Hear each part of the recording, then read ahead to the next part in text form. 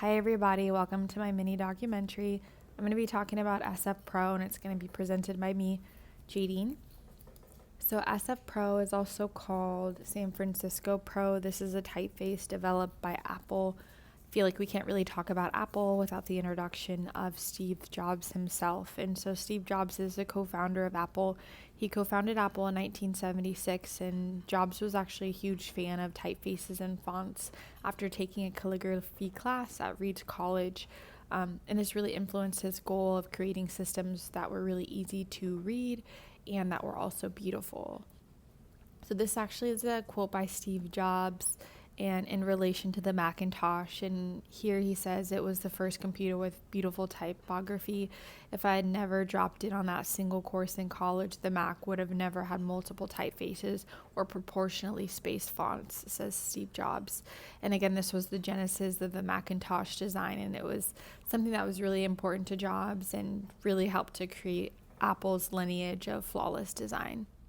Well, certainly, I think one of the best experiences is seeing a person who's never used a Lisa before or a Mac before,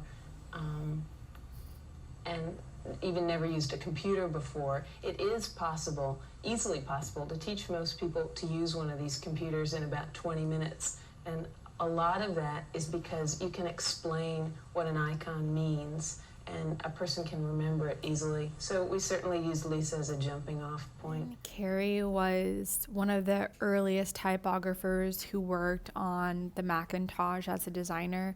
And so, more specifically, she was an interface graphic designer who created fonts and icons for the Macintosh. And she was really tasked to create these brand new typefaces.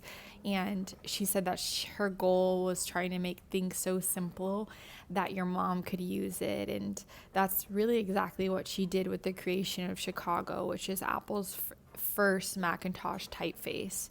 And so here we're going to actually get into the history of Apple systems fonts. Again, this is just going to be system fonts, but we're going to start by talking about Chicago. And Chicago, again, is that typeface created by Cary in 1997.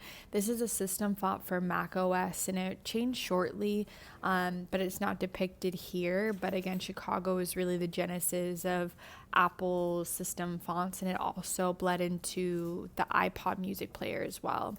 The other one is Geneva. So Geneva was also a part of Apple system fonts, but it was kind of a redesign of Helvetica. It was something that was a lot more easier to read on the UI, but also was big on the Mac as well. So Shaston is a typeface used by Apple that was kind of pixelated. It was also kind of a branch off from Helvetica. This was used in the Apple II GS. The other one was Epsi Sans. So Epsi Sans is a system font that was actually created to replace Chicago and Geneva on the Mac OS. So this font is a sans serif, and it was available in regular and also bold. And then also this font was integrated into the Newton, which was also a pretty cool product developed by Apple, and it was that personal assistant technology. Lucida Grande was another font that was integrated into Mac OS, but this was only integrated in certain elements of the OS, and this was integrated into dialog boxes and other widgets within the interface, and this happened about 2000. The other one is Podium Sans. So Podium Sans was introduced in 2004, and this was really the start of the iPod. This was really a system font for the iPod in 2004. And then we start to see Helvetica in 2007, and Apple started to use Helvetica in iPhones, iPads, tvOS, iTunes, iMovie, and also iPhotos, which no longer exists, but in 2010, Apple continued to really use Helvetica in all their devices, and especially everything with the Retina display. In 2012, though, Helvetica did move into Mac OS until SF Pro was introduced. And so when SF Pro was introduced was in 2017. So we start to see SF Pro introduced on the Apple Watch, and this was at the first launch of the original Apple Watch back in January of 2017. And it was Apple's introduction to moving SF Pro onto all product lines. And this was really, really a great innovation. And this was a typeface design by Apple's design team, also known as the Human Interface team at Apple.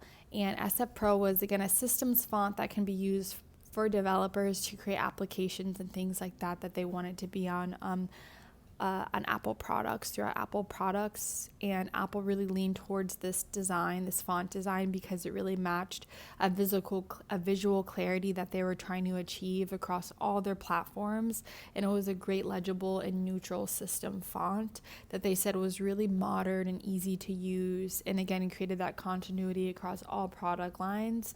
And it's available in 115 languages across Latin, Greek, and some other languages as well. And yeah, so something that got me really interested in this particular font is SF Hello was really designed in a simple way that makes all Apple products look great, easy to use, and very clean, which kind of was the point in the beginning, especially with Carrie's model of your mom could use it. And I think that they did a really, really good job at designing SF Hello to truly match the original vision of typography at Apple. And I'm very intrigued at the work that the Human Interface team does at Apple to create these guidelines and UIs that are usable for folks across the spectrums of society. So yeah, thank you.